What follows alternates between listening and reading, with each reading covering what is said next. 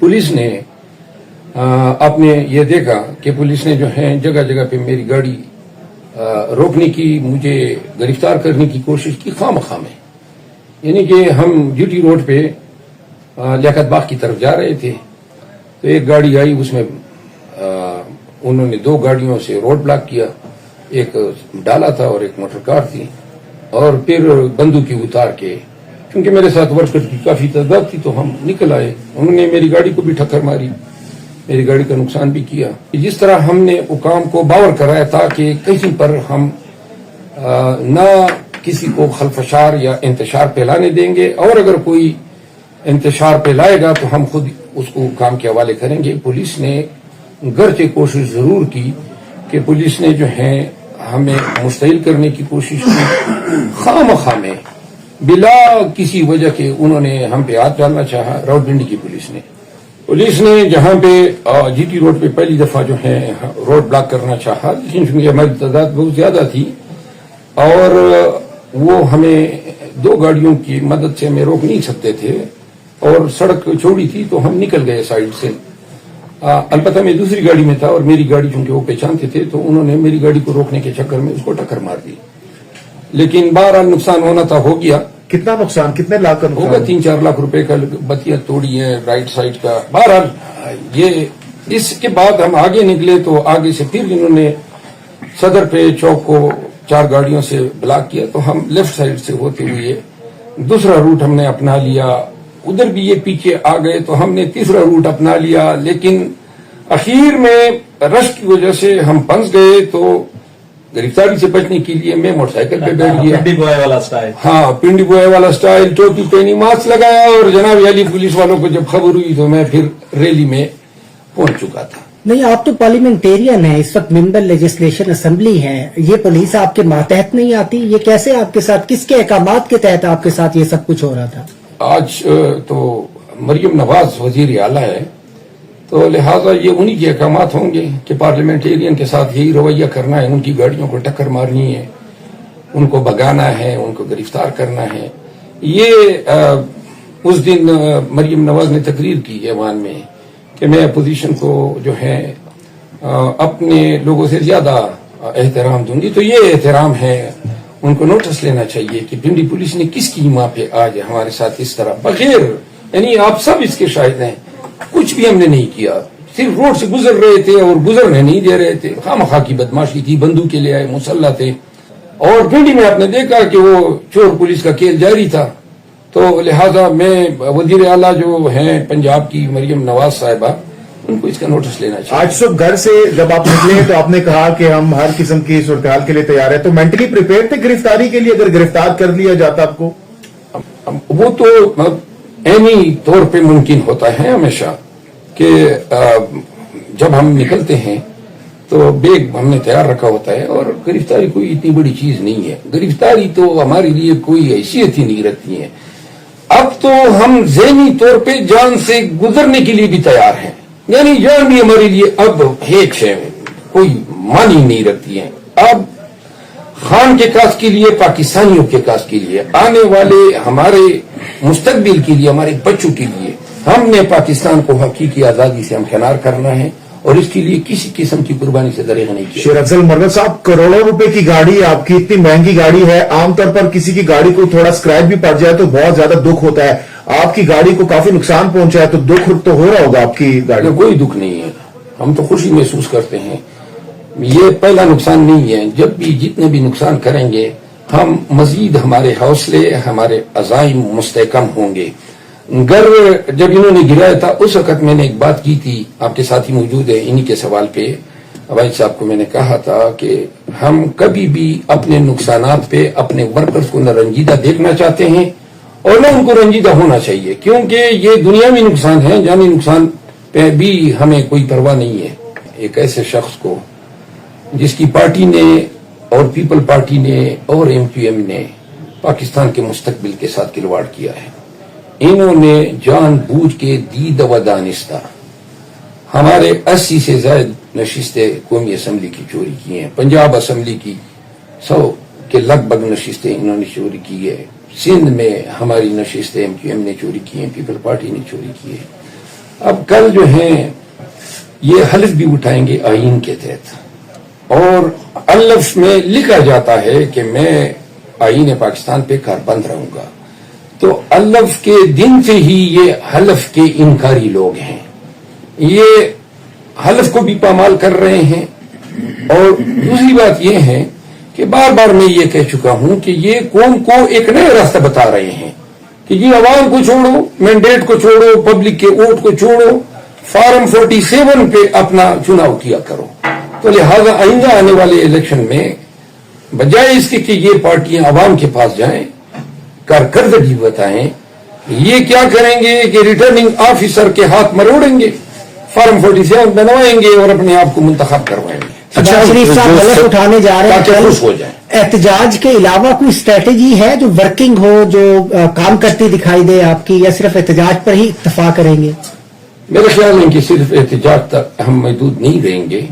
پارلیمان میں جب یہ انتخاب کا عمل ہوگا تو ہماری ترجیح یہ ہوگی کہ قوم کو یہ باور کرا سکے کہ ہم نیشنل اسمبلی میں صرف احتجاج کی سیاست نہیں کریں گے، ہم عملی طور پہ خان کی رہائی کے لیے، تمام اسیران کی رہائی کے لیے اور اپنے مینڈیٹ کی ریکوری کے لیے تحریر سے، تقریر سے، تدبیر سے اور اپنے حکمت عملی کے ذریعے قومی اسمبلی کو ایک پلیٹ فارم بنائیں گے، پوری دنیا کو پیغام دیں گے کہ قومی اسمبلی کے فلور پہ کیا ہو رہا ہے، اور انشاءاللہ آپ کو نظر آ جائے گا کہ ہماری حکمت عملی ایسی رہے گی کہ انشاءاللہ گرچہ اگر یہ داندلی زدہ نتائج کی بنیاد پہ ہم سے الیکشن جیت جائیں گے، لیکن یہ انتخاب تاریخی طور پر ضرور یاد رکھا جائے گا کہ پی ٹی آئی کے ایم این ایز نے اور ہمارے الائیز نے اس انتخاب کے وقت ایسا احتجاج اور ایسی حکمت عملی اپنائی کہ ریکارڈ اور تاریخی بن گئی۔ جی کرتا ہے کہ ہم بوٹوں کے ہار لے جائیں اور انتخاب پہ وزیر اعظم کو پہنائی دے، لیکن ہم یہ کوشش ضرور کریں گے کہ کوئی اچھوتی، کوئی انوکھی، کوئی انٹیلیجنٹ، کوئی سمارٹ سا میسج بھی احتجاج کے نتیجے میں عوام پاکستان تک جائے۔ تو انشاءاللہ اگر میں قبل از وقت اس کا انکشاف کر دوں، لیکن جو بھی ہوگا ڈیسنسی اور آداب کے دائرے میں ہوگا۔ اچھا، آپ نے جو بھوک لہرایا اس سے آپ کے مخالفین کہتے ہیں کہ آپ نے ایوان کا تقدس پامال کیا ہے۔ اچھا، وہ جو پامال ہوئے وہ تقدس ہے۔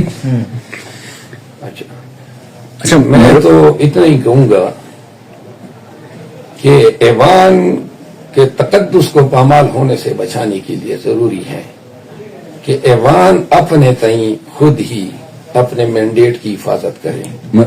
یہ ایوان کتنا اور کتنی بار پامال ہو چکا ہے اور کن کن طریقوں سے نہیں ہوا ہے۔ اس دن اسپیکر صاحب جو فرما رہے تھے کہ جی یہ پاکستان کا طاقتور ترین ایوان ہے، میں اس طاقتور ترین ایوان کا ممبر ہوں، اور آج اس طاقتور ترین ایوان کے ممبر کے ساتھ راولپنڈی پولیس نے کیا کیا۔ زبانی جمع خرچ علیحدہ ہوتا ہے، عملی طور پر آپ نے دیکھنا ہے کہ جی قانون ہے کہ کسی ایم این اے کو اسپیکر کی اجازت کے بغیر گرفتاری نہیں کیا جا سکتا۔ یہاں تو جس کی لاٹھی اس کی پین، پولیس جو ہے اوپن سڑکوں پہ اور غونڈوں کی طرح، نہ ان کو حیا ہے، نہ کیمرے کی اس سے یہ ڈر رہے ہیں، نہ میڈیا سے ڈر رہے ہیں، بس جی روڈ روک دی، گنے اتار دیے اور جناب چڑھ دوڑے۔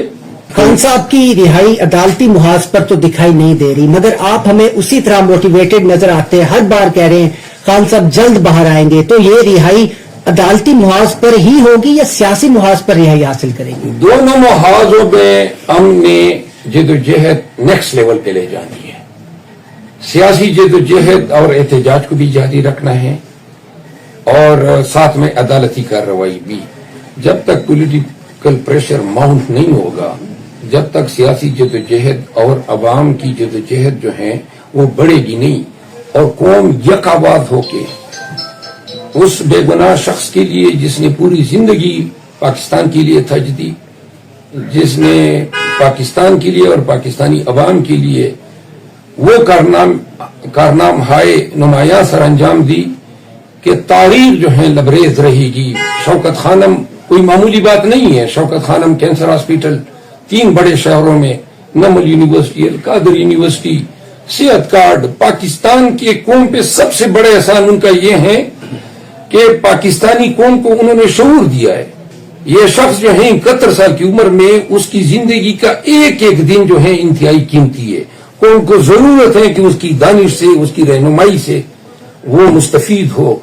7 ماہ اس قوم کے ضائع کر دیے ہیں، اور ابھی تک جب انہوں نے الیکشن 8 فروری پہ قوم نے ان کے منہ پہ تمانچہ مارا تو پھر ان کو چاہیے تھا کہ قوم کے مینڈیٹ کا احترام کرتے، اقتدار اور اختیار جو ہیں صحیح وارث کو حوالے کرتے۔ انہوں نے 9 فروری کو پھر ایک ایسا کام کر دکھایا ایک سوال ہے جو کہ بیسیکلی آئین اور قانون کی دجیاں انہوں نے بکھیری، ریٹرننگ آفیسرز کو استعمال کیا، پوری قوم آگاہ ہے۔ اب جو انہوں نے مینڈیٹ چوری کیا ہے، یہ صرف مینڈیٹ چوری نہیں ہے، یہ صرف الیکشن ایکٹ 2017 کے تحت کرپٹ پریکٹسز نہیں ہے، یہ بیسیکلی انہوں نے آئین کو پامال کیا ہے۔ اور اگر کبھی پاکستان میں رول آف لا آیا تو یہ مینڈیٹ چوری جو ہے اس پہ جوڈیشل کمیشن بنے گا، بس ایک ہی اس کو پراپ کیا جائے گا، اور یہ معلوم کرنے کی کوشش ضرور کی جائے گی کہ اس کے تانے بانے کہاں سے شروع ہو کے اور کہاں پہ ختم ہوتے ہیں۔ IMF کو آپ کا جو لکھا جانے والا خط ہے وہ ٹاک آف دا ٹاؤن ہے۔ مبصرین بھی اب یہ کہنا شروع ہو گئے ہیں کہ اگر IMF نے آپ کی بات مان لی اور قرض نہ دیا تو آپ کے اقتدار کے چکر میں عوام پس جائے گی، ڈالر 1000 روپے پہ پہنچے گا، مہنگائی اتنی ہوگی، انفلیشن کہ وہ آؤٹ آف کنٹرول ہوگی، قحط سالی ہوگی۔ اس کو کیسے ڈیفینس کریں گے، کیا کہیں گے اس حوالے سے؟ اللہ تعالیٰ جو ہے قوم پہ جس طرح کے حکمران مسلط کرتا ہے، حالات اور واقعات بھی پھر اسی طرح رونما ہوتے ہیں۔ IMF کے سہارے جینے والی قوم اب مبصرین یہ کہہ رہے ہیں کہ جی قحط سالی ہو جائے گی اور لوگ مرنے لگیں گے۔ خدا نخواستہ IMF نہیں ہوا، پاکستانیوں کا تو خدا ہی بدل گیا۔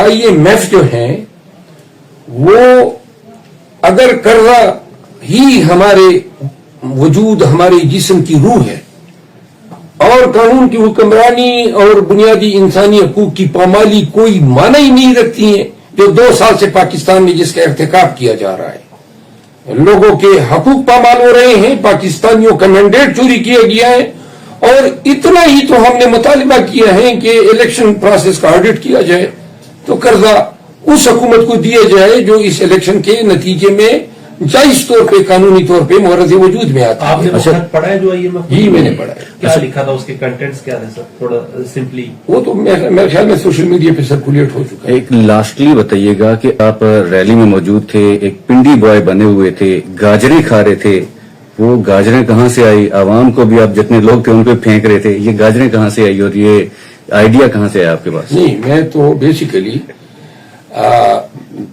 صبح جب نکلتا ہوں گھر سے تو اپنے ساتھ گاجر میری مرغوب غذا ہے، گاجر، امرود، سیب اور کیلا، یہ چیزیں ایک ٹفن میں بند کر کے اپنے ساتھ رکھتا ہوں، اور جب بھی بھوک لگتی ہے کھانا جو ہے دوپہر قسمت والوں کو ملتا ہے کھانے کو، ہمیں تو مہینوں ہو گئے لنچ کا ہمیں ٹائم ہی نہیں ملتا ہے، تو یہی ہمارا لنچ ہو گیا۔ اور گاجر جو ہے ویسے ہی میں پسند کرتا ہوں، مجھے علم نہیں تھا کہ پنڈی والوں کو گاجریں پسند ہیں۔ گاجریں تو میں سڑک پہ جو چاپڑیاں کھڑی ہوتی ہیں ان سے بھی خریدتا رہتا ہوں، اور گاجر کھانے کا اپنا ہی ایک مقصد ہے۔ تو جو دوسرے ٹفن میں آپ نے خشک میوہ جات رکھے ہوتے ہیں چھپا کے، ان کا بھی تو بتایا نا۔